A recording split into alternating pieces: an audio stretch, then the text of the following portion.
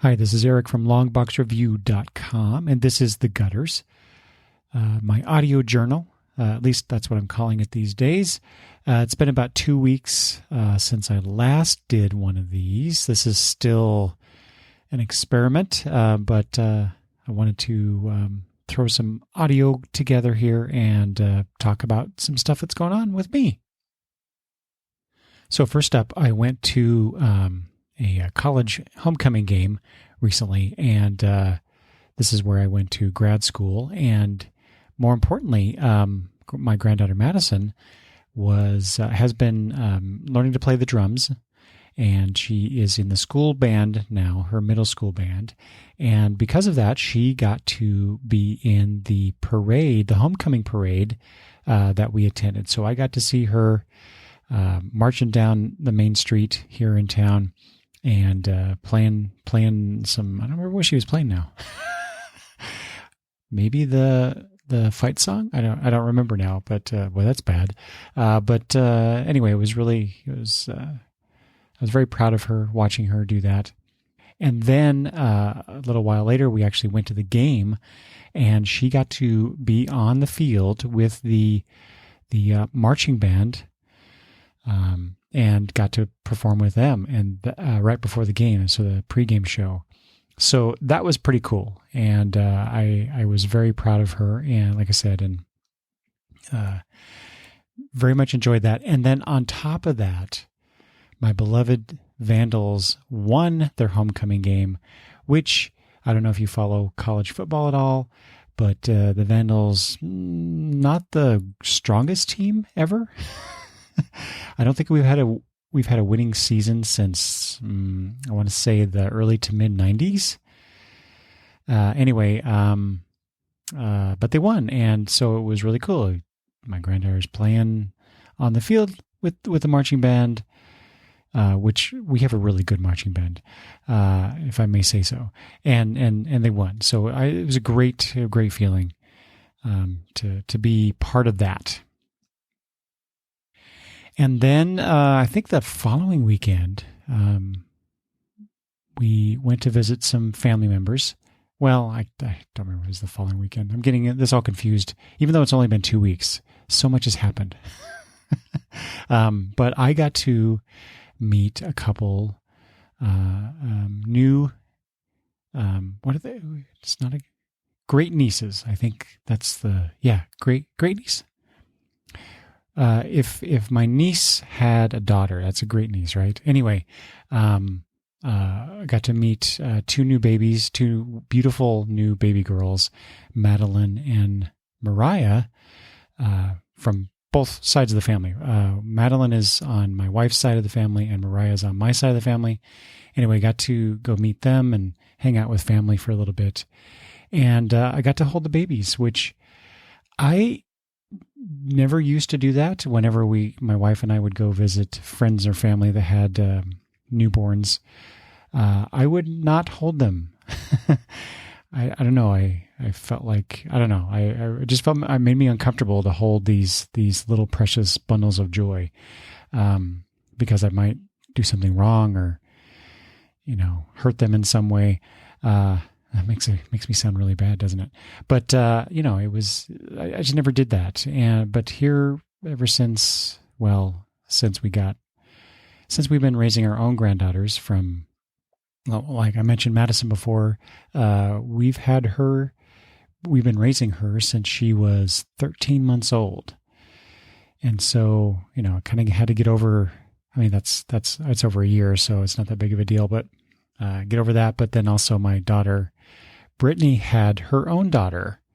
So, of course, I'm not going to not hold my lovely new granddaughter at all. So maybe that's what put me over the edge here. But I got to hold the babies, and it was very sweet. Madeline is beautiful. Well, they both are. Madeline and Mariah, both beautiful little girls, and I had a great time just kind of bonding with them, as much as a baby can bond with you when it's sleeping in your arms. But anyway, that was a lot of fun. And also in the last 2 weeks, Inktober completed, or at least I should say I completed Inktober. I actually did all 31 days, one drawing every day. That was a lot of fun. And also, I'm glad it's over because I had a hard time sometimes coming up with the drawings I was going to do based on the prompts. And boy, there's probably, I don't know, 3, 4, maybe 5 that I was really dissatisfied with, mostly because I'm not a good artist. I don't draw very well, and I also don't think I come up with any really good ideas for these things. But there were also a handful, 3 or 4 that I was particularly proud of. Especially since I think I talked about this last time. I drew them all in ink. I didn't sketch them out at all before I did it. I just started drawing. A lot of them I copied from references, but I did it myself. I didn't trace or anything like that. So I was pretty pleased with that. So I don't know. Will I do it again? That's a very good question. Towards the end of Inktober, I should say, I thought about doing, NaNoWriMo, the National Novel Writing Month, which is in November, and you're supposed to write a whole novel within that 30-day period. And I seriously entertained that for a few days and realized there's no way. I'm not going to go off of or come off of Inktober and then go right into having to write 2,000 words a day or whatever that number. For some reason, 2,000 is sticking in my head, but I don't know. It might be more than that. Maybe one of these days. I just think November's not the best month for this. With Thanksgiving and 30 days instead of 31. I'll take all the days I can get. So maybe next year in October I'll do that writing thing instead of the Inktober, but we'll see. Oh, have you guys ever done an escape room? And if you don't know what I'm talking about, you should Google that. This is a newer entertainment thing. We did one with family members about a year ago, I think it was. And so my wife decided when we found out that there was an escape room here in town, she invited up the same family members to come up and do one with us. And it was a Halloween-themed one. That was a lot of fun. We actually did beat this within, I don't know. So basically, in case you don't know, an escape room is you go into a quote unquote locked room. It's not really locked, but they say that. But you go in this room and you need to figure out these clues and find these items and do it within a certain amount of time. Otherwise, you lose. So we did that, and I'll just say that this particular escape room that we did was kind of creepy, which was a lot of fun. So if you haven't done an escape room, I highly recommend it. Yeah, give it a shot. Like I said, Google it and find one in your town and try it out. It's a lot of fun. It's much more fun to do it with a large group of people, or as large as you can within the confines of the room. All right. Other entertainment that I've been consuming and want to recommend, or at least talk about. A few weeks ago, it being October and all, I was thinking of Halloween and, kind of the horror genre. And there was this game that me and some friends of mine played a few years back called The Secret World. And it has, it's a kind of a dark fantasy type game with, you fight zombies and other things, mythological creatures and whatnot. But it's like this. There are these secret societies that go around and muck things up in various ways, and you are one of those. You're a member of one of those secret societies. But it's got a great setting and tone. And so I was kind of thinking about that game here as we were getting closer to Halloween, and decided that I would try it out again, just to play for a little bit, and discovered that the game relaunched itself in 2017 as a free-to-play game. Before, when we first started playing the game, we had to buy the game, which was like $30, I think it was. And then it was, you didn't have to pay a monthly fee to play it online together, which was a lot of fun. There were some problems with the game. We were very frustrated with a lot of aspects to it, but overall, I think at least I and Travis, my friend, whom you may have heard on various episodes of the main podcast, we both really liked the game. So anyway, I decided to give it a try, played it for a few days, and then last Friday, so this is November 5th as I record this. So the previous Friday, I get off work, hang out with the family for a bit, have dinner, and then at one point I decide, I started recording, or not recording, I started editing a podcast I recorded days before that. And I just didn't feel like doing it. So I quickly stopped that and decided to play that game for a little bit. And that little bit turned into 4 hours of gaming. I didn't go to bed until after 2:30 in the morning, which is not something I normally do. The latest I'll stay up is, maybe midnight, and that's really pushing it for me, especially when, I didn't have to go to work the next day, but I've done that before too. But the next day I was pretty wasted, pretty cranky by the end of the day, pretty tired, but I had a lot of fun playing the game, I guess. And it was I played for a couple hours. I'm like, I'll just finish this one more mission. And then it was one more mission, and then it was another mission. Next thing I knew, it was 2:30. Podcast I listened to that I wanted to recommend. If you are a fan of DC Comics Kingdom Come, that great, was it 1996 miniseries by Alex Ross and Mark Waid, one of my very favorite comics from DC Comics. Well, there's a podcast called Michael Bailey's Views from the Long Box, where they did a spotlight on the Kingdom Come series, which was a lot of fun. Go find Michael Bailey's Views from the Long Box. I'm currently listening to his episode, which is generally about the Legion of Superheroes. And there's a bunch of others that I downloaded as well that I'll listen to. But during the course of this conversation about Kingdom Come, they were talking about the Elliot S. Magan novel. I believe it was Miracle Monday, which is a Superman novel. And it's actually one of my favorite superhero novels of all time. I have it actually on my desk here. I've been meaning to read it for months now. Apparently me putting it next to my computer is not enough to get me to do this, but oh well, I'll get to it eventually. But I found it really funny because they were talking about the book and Elliot S. Magan's name on it, and it's Elliot S. Magan.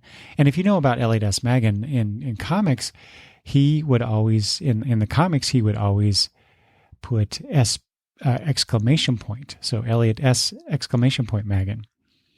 And when they got to that, when they were talking about that, I just laughed because many years ago when I was in grad school, funny, I mentioned that before and now it's back again, but not planned. But I think I referenced Miracle Monday, and I put in my works cited or works referenced, whichever page it was, that book, and I put Elliot S. exclamation point Magan as the author because that's how he always indicated himself in the comics. Well, I turn in my thesis and I get notes back from the department head's secretary, who apparently would review all of the theses that were submitted to the department head. And this person had circled the S exclamation point, saying that's not right. And believe me, I wanted to argue. I almost argued with it. Thought about bringing in the comics and showing, hey, this is how he does it, even though that's not how it's shown on the book. And then I decided it's not worth it because I just wanted to get it done. But it's just weird how these things converge like this. Let's see. TV. So the DC Universe app, I have that. I've been watching the Titans live action series, which Madison has been really loving, apparently, because she keeps asking to watch it with me. And we watched, what are we up to? The third episode? We've watched the third episode, but the second episode. So it's not only do I get, Robin, Starfire, Beast Boy, or Changeling, because I know he was Beast Boy, but he's always been Changeling to me since the New Teen Titans, and Raven. In the second episode, we also get Hawk and Dove, and I've always loved Hawk and Dove, primarily Dove, and it was really cool to see those characters on there. If you are interested in some really cool commentary, some really cool examination, and connectivity between comics and the concepts that are in the Titans show, you should go check out Peter Rios's coverage of the Titans that he's been doing. He's been examining each episode individually in his podcast. Actually, two feeds: the Daily Rios, and also the Daily Rios presents The Tower. So you should go listen to that. And just the other day, I saw a posting from Kristen Bell, who used to star in the beloved, at least by me, short-lived show Veronica Mars. It was only on for 3 seasons, and it had a crowd-funded movie that was made some years ago. Well, apparently it's coming back. So I found out about this a while back, that it was coming back, and that's saying back way too many times in one short period. So I knew Veronica Mars was returning, and I just saw on her Instagram that she was with what's his name, the dad's name, the actor's name that played her dad, Enrico Calantoni, I want to say, and with the show's creator Rob Thomas. So they're busy working on it, and I think that's going. It's either I think it's Hulu. It's going to be a Hulu series. So much like the Gilmore Girls from last year, where they did a reunion show, a miniseries of that, they're going to do something along those lines with Veronica Mars, and I could not be happier. And finally, in terms of entertainment media, this last weekend, the girls and I watched a couple movies. We rented Teen Titans Go to the Movies and Ant-Man and the Wasp, which I've been meaning to watch for a while now. But enjoyed them both. Teen Titans Go to the Movies was a lot of fun. Very funny. Speaking of Veronica Mars and the Kristen Bell connection, she voiced one of the characters in the movie. Lots of great Easter eggs in there. If you like Teen Titans Go, then you'll love Teen Titans Go to the Movies. Of course, it featured Robin very heavily. I haven't always loved the way that Robin is portrayed in Teen Titans Go, but you got to take it all with a grain of salt and try not to take it too seriously. A lot of slapstick humor and making fun of Robin, but that's okay. And then Ant-Man and the Wasp, enjoyable. Wasn't a bad movie. It also wasn't a great movie. Not much to say about that. It was a movie. It was a pretty good movie. I will say though, it wasn't the final credit scene. It was I say mid credit scene, but it was like 5 seconds into the credits, and they showed the scene. It has a connection to the last Avengers movie, and boy, that was probably the most emotional, wrenching part of that movie. Anyway, it was good fun. I think that's it for now. I do want to thank everyone who who responded with some feedback about the last Gutters episode. On Twitter, Thundar Calrissian said, generally, I like the Gutters episodes. They're a good listen.